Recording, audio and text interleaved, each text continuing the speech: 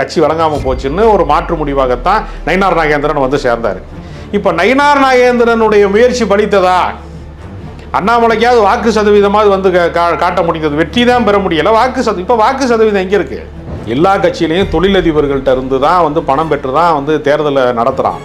எல்லா கட்சிகளுமே தேர்தலுக்கு நிதியை வந்து எங்க இருந்து வாங்குறாங்க? முதலாளித்துவ கட்சிகள் தான் எல்லா கட்சிகளுமே. இல்ல அதாவது கார்ப்பரேட் அரசியல்னு ஒரு கட்சியை மட்டும் கட்ட முடியாது.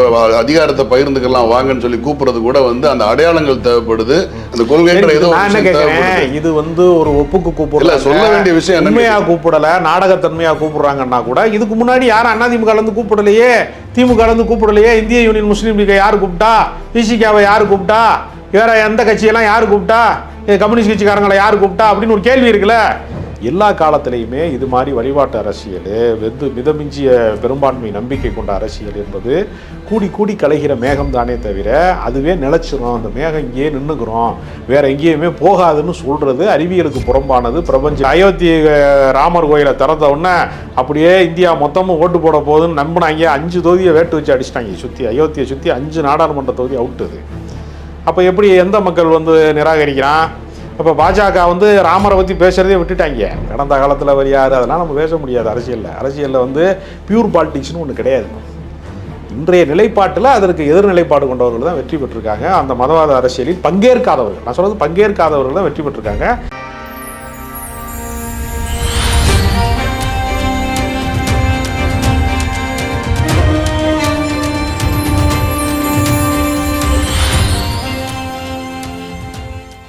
வாகை தமிழ் நேயர்களுக்கு வணக்கம். இன்று நம்முடன் ராஜகம்பீரன் அவர்கள் இணைந்திருக்கிறார்.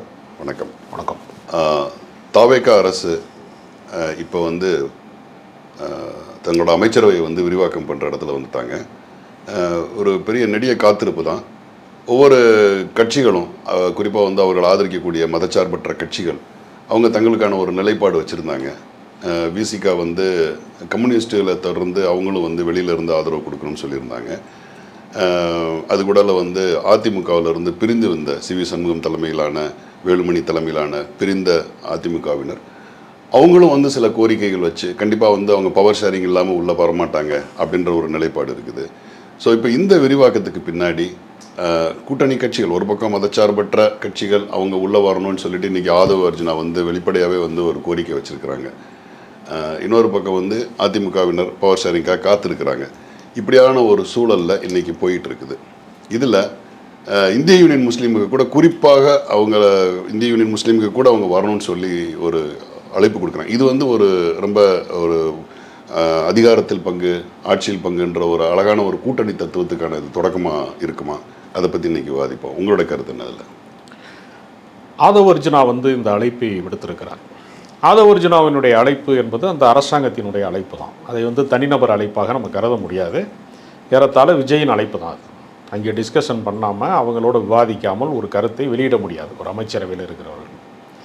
அப்போ நேற்று வந்து பார்த்தீங்கன்னா பள்ளிக்கல்வித்துறை அமைச்சராக இருக்கிறவர் வந்து நாங்கள் வந்து இருமொழி கொள்கை தான் என்று சொன்னதாக இருந்தாலும் சரி, அருண்ராஜ் வந்து நீட்டை நாங்கள் வந்து ஏற்க மாட்டோம்னு சொல்கிறதா இருக்கட்டும், ஏற்கனவே திராவிட கட்சிகள் வந்து எதை பின்பற்றியதோ, குறிப்பாக திமுக போன்ற அரசியல் கட்சிகள் என்ன கோட்பாட்டை, கொள்கையை முன்னிறுத்தினார்களோ அதன் வழியிலே தான் அவர்கள் நடக்கிறார்கள்.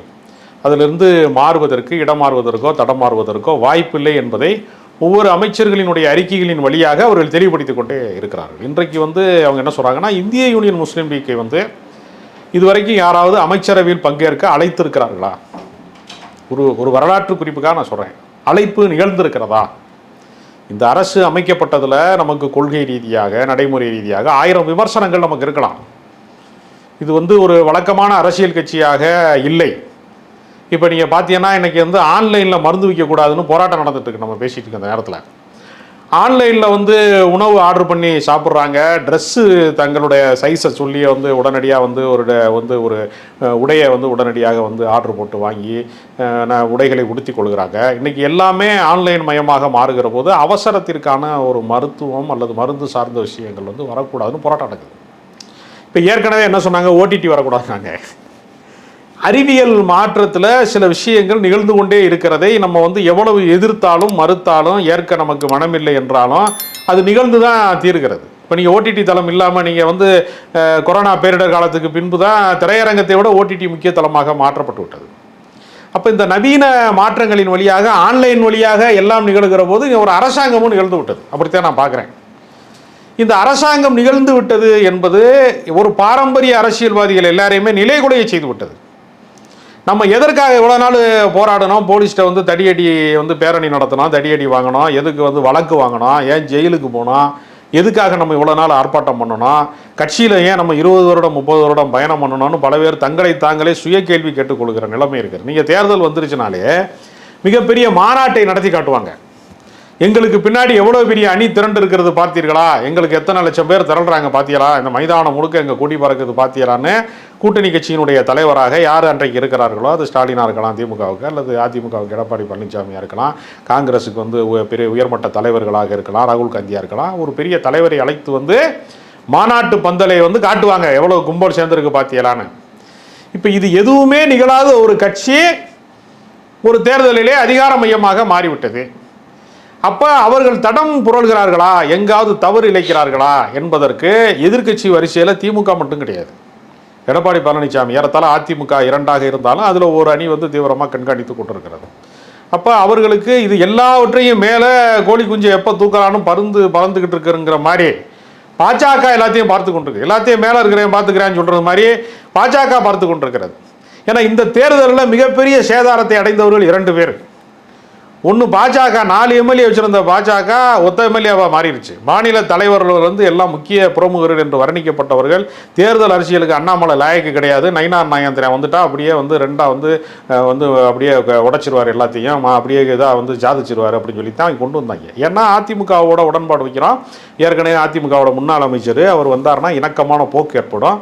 தேர்தல் அரசியலில் பல முறை வென்றவர் நயினார் நாகேந்திரன், அவரை கூட்டிகிட்டு வந்தால் தேர்தல் அரசியல் இலகுவாக இருக்கும்.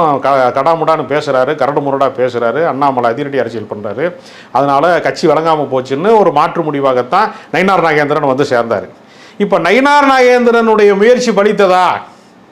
அண்ணாமலைக்காவது வாக்கு சதவீதமாவது வந்து காட்ட முடிந்தது, வெற்றி தான் பெற முடியலை. இப்போ வாக்கு சதவீதம் எங்கே இருக்குது? ஊட்டிக்கு வந்து ஊட்டியிலேருந்து ஒருத்தர் செலக்ட் ஆகிருக்கிறாரு, பாஜக வெற்றி பெற்றிருக்கிறாரு. ஆனால் பாஜக ஊட்டி பள்ளத்தாக்குக்கு கீழே கிடக்கு, எங்கேயோ கிடக்கு, தேடிக்கிட்டு இருக்கிறாங்க. இப்போ பூரா ஆள் வச்சு தேடுறாங்க, அண்ணாமலையை மறுபடியும் கொண்டு வரணும். அப்போ பாஜகவுக்கு தான் பலத்த சேதாரம். அதுக்கு அடுத்த சேதாரம் யாருன்னா இந்த வீராதி வீர சூராதி சூரனா தன்னை சொல்லிக்கிட்டே தெரிகிற சீமானுக்கு. சீமான் அரசியல் வந்து பல ஆயிரம் மடங்கு கீழே போயிடுச்சு, பாதி ஆயிடுச்சுன்னு வச்சுக்கோங்களேன். 8% இருந்தது 4% ஆயிடுச்சு. அவர் வந்து மிக கடுமையான விமர்சனங்களை எல்லாம் திரும்ப முன்வைக்கிறார்.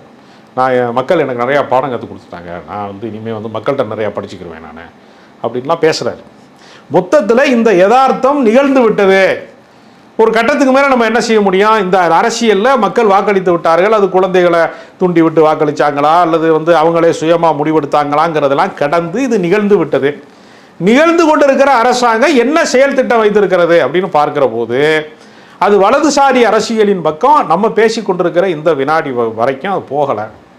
விசிகாவிற்கு அமைச்சரவையிலே அழைப்பு விடுக்கிறார்கள், இந்திய யூனியன் முஸ்லீம் லீக்குக்கு அழைப்பு விடுக்கிறார்கள். இந்திய கம்யூனிஸ்ட் கட்சி அவங்களா வெளியிலிருந்து ஆதரவு தெரிவிப்பதனால அவர்கள் விருப்பப்படி அவங்கள விடுறாங்க. நேற்று கூட சண்முகம் வந்து சிபிஎம் உடைய மாநில செயலாளர் அதிமுக உள்ளே வந்துச்சுன்னா நாங்கள் வெளில போயிடுவோம்னு சொல்கிறாரு. ஆனால் இந்த முற்போக்கு கூட்டணி வந்து மதச்சார்பற்ற முற்போக்கு கூட்டணி என்பது உடைந்து விடக்கூடாது என்று அவர்கள் கவனம் செலுத்துகிறார்கள். இந்த அழைப்பை வந்து ஒரு ஆரோக்கியமான அரசியலின் அடையாளமாகத்தான் பார்க்க முடியும். நீங்கள் சொன்னீங்க சேதாரம் வந்து பாஜகவுக்கு தான் அதிகம், நாம் தமிழர் கட்சி சீமானுக்கு தான் அதிகம் அப்படின்ட்டு. இப்போ இதே மாதிரியான கருத்துக்களை வந்து சில பெரியாரிஸ்டுகள் கூட சொல்கிறாங்க. இப்போ திருமுருகன் காந்தி தோழர்லாம் சொல்லும்போது என்ன சொல்கிறாங்கன்னா, மொத்தத்தில் வந்து நம்ம தமிழ்நாடு வந்து இந்த மதவாத சக்திகளுக்கும் பிரிவினைவாத சக்திகளுக்கும் எதிரான ஒரு நிலைப்பாடை காட்டியிருக்கு அப்படின்னு சொல்லி தன்னைத்தானே வந்து சமாதானப்படுத்திக்கிற மாதிரி தான் இருக்குது. ஏன்னா அப்படித்தானே நிகழ்ந்துருக்கு. இல்லை இந்த இந்த அதாவது வந்து இப்போ நம்ம வந்து ஒரு ஓகே நமக்கு பிரதான எதிரியாக இருக்கிற மதவாத சக்திகளோ சாதியவாத சக்திகளோ பிரிவினைவாத சக்திகளோ வரலை அப்படின்றத நம்ம சமாதானப்படுத்திக்கிறோம்ல, அந்த மனநிலையை உருவாக்குறது தான் வந்து இந்த ஒரு கார்ப்பரேட் அரசியலோட முதல் வெற்றியை நான் பார்க்குறேன்.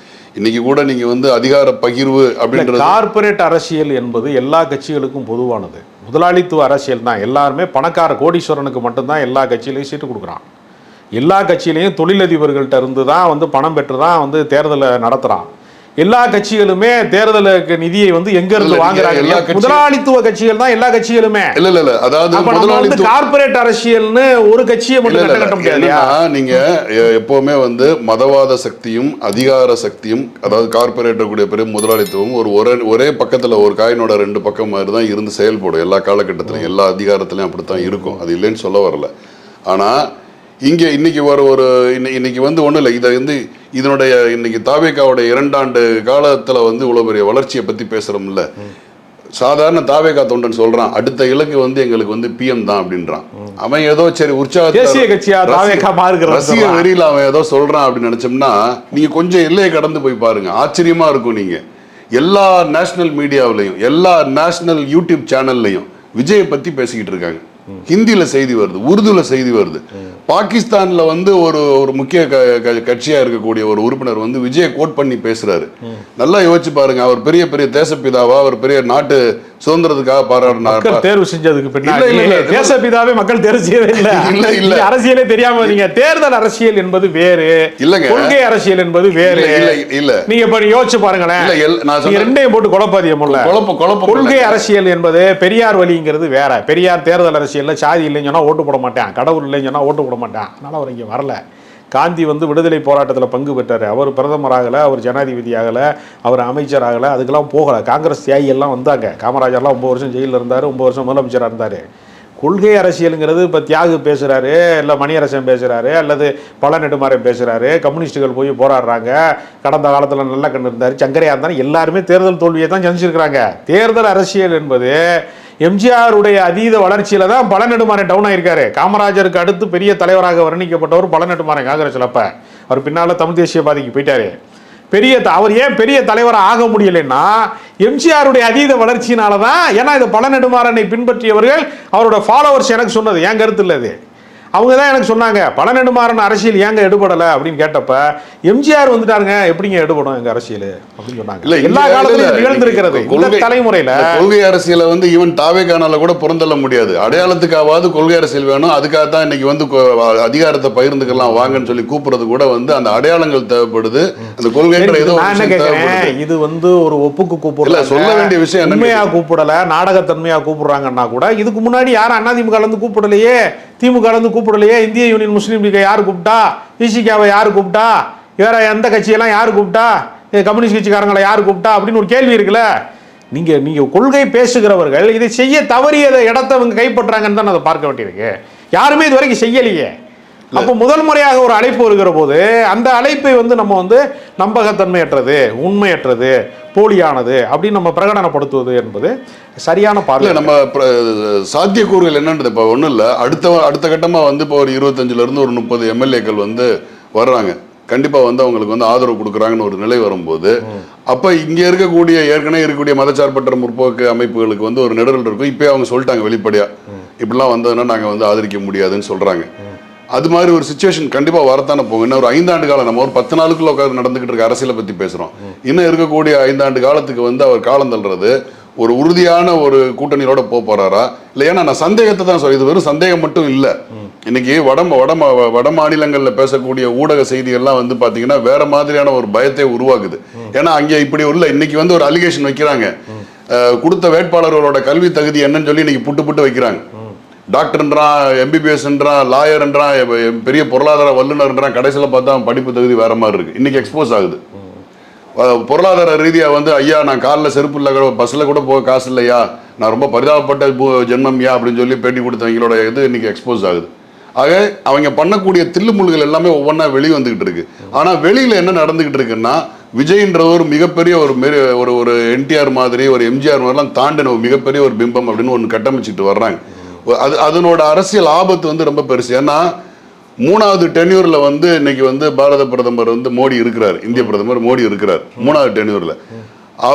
அவருக்கு என்ன மாதிரியான கட்டமைப்புல வந்து ஒரு பிம்பத்தை உருவாக்கி மோடி அலைன்னு ஒன்று பெருசா உருவாக்கி கொண்டு வந்தாங்களோ அதே ஃபார்முலா தான் இங்கே அதே தான் வந்திருக்கா. இல்லாத ஒரு விஷயங்களெல்லாம் வச்சு ஊதி பறிக்க. நீங்க உங்களுக்கு தெரியும் தலித்துகளுக்கு வந்து இன்னைக்கு வந்து எத்தனை இடங்கள்ல தலித் பொது தொகுதியில் போட்டிக்கிட்டு ஜெயிச்சான்னு சொல்லி ஒரு 20க்கு மேற்பட்ட தொகுதிகளை சொல்லி காட்டினாங்க. கடைசியில் ஒரு தொகுதியில் கூட அவங்க ஜெயிக்கல.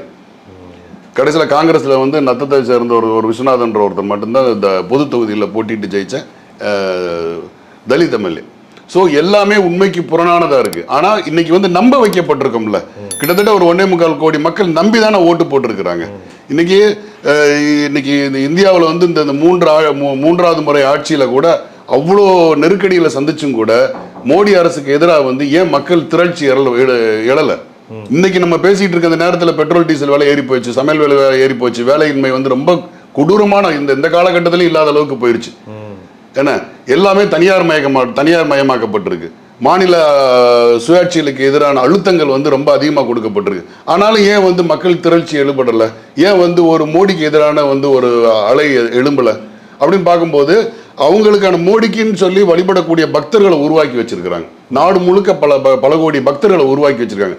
அந்த பக்தர்கள் வந்து பெட்ரோல் விலையா ஏறண்டுமா, நான் எப்பவும் போல 100 ரூபாய்க்கு தான் போடுவேன் அப்படின்னு சொல்ற அளவுக்கு தான் அந்த பக்தர்கள் இருக்கிறாங்க.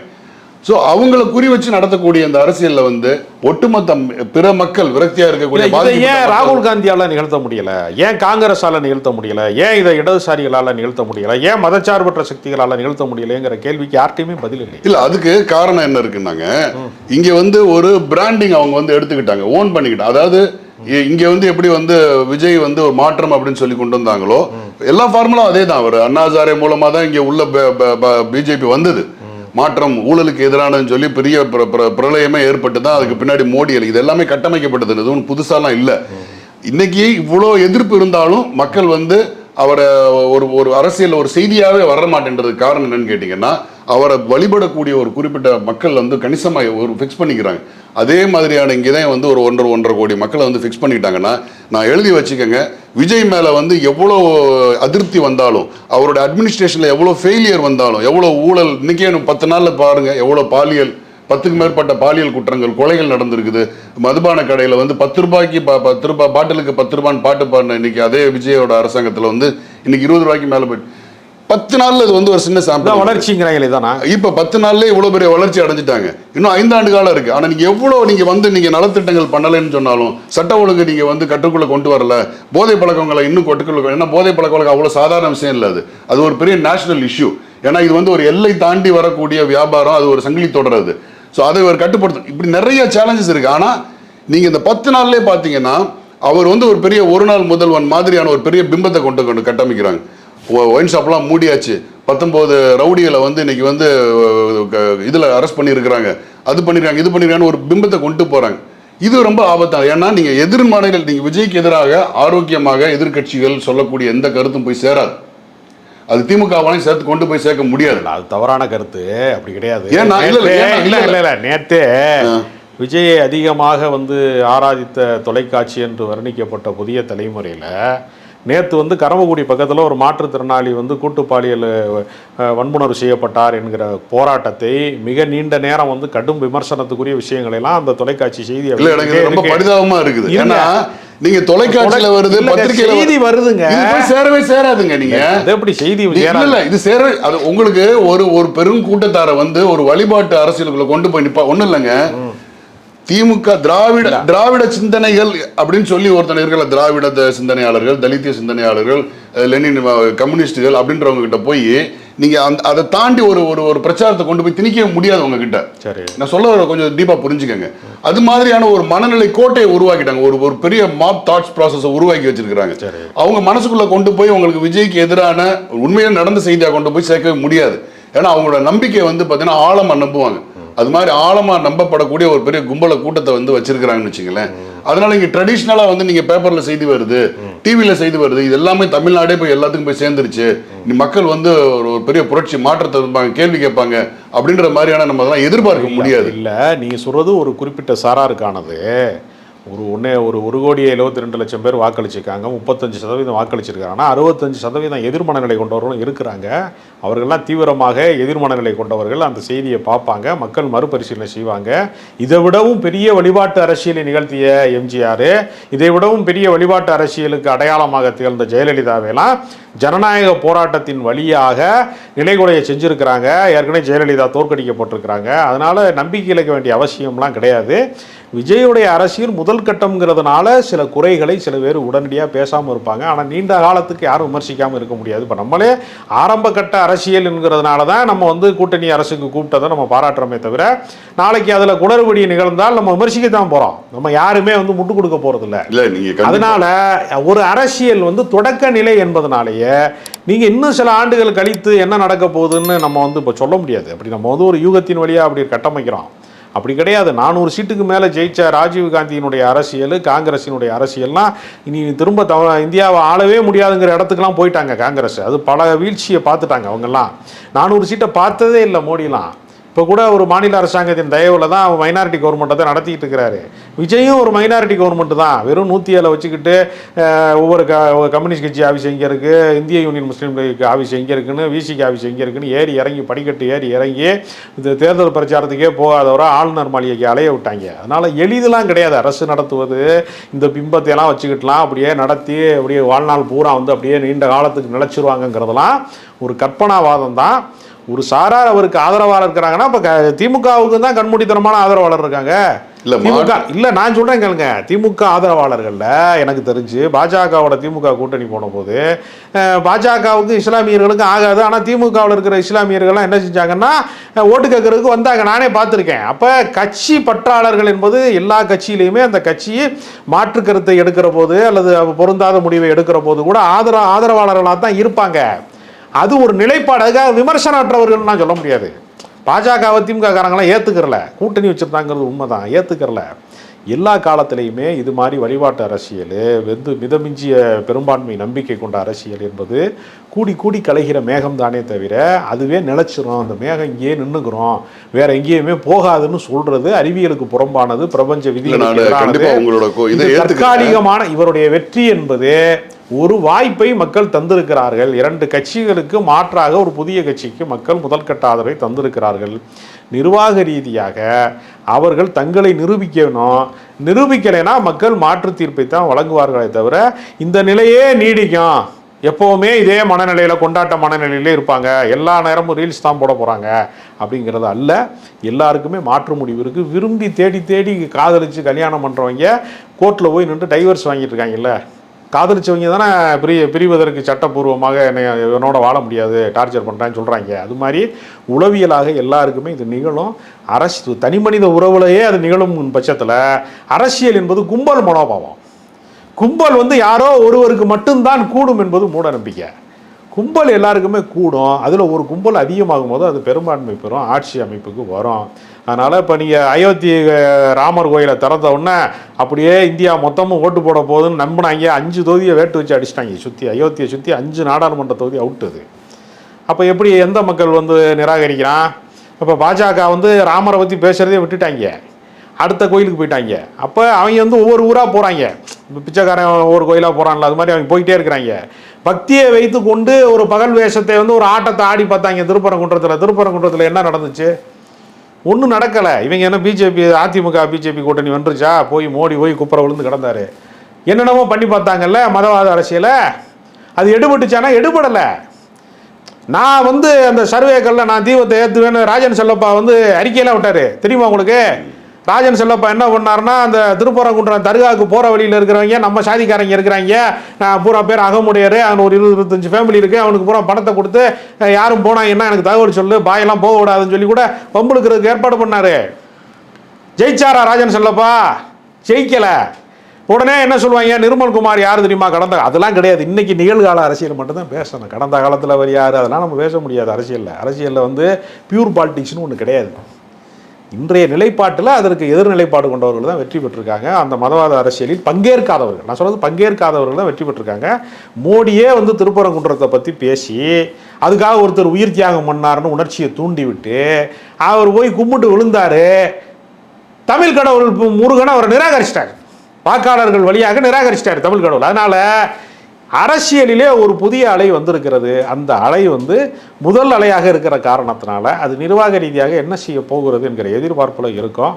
அது சரியாக இருக்கும் பட்சத்தில் நாம் அதை வந்து பாராட்டுவோம். தவறாக இருக்கும் பட்சத்தில் கடுமையாக விமர்சிப்போம். அவ்வளோதான் நிலைப்பாடு எடுக்க முடியுமே தவிர கண்மூடித்தனமாக நம்ம வந்து தாவேகா எதிர்ப்பையோ திமுக ஆதரவையோ அல்லது அதிமுக ஆதரவையோ அப்படி ஒரு நிலைப்பாட்டை எடுப்பது என்பது ஒரு சரியான அரசியல் பார்வையாக இருக்க முடியாது. நன்றி.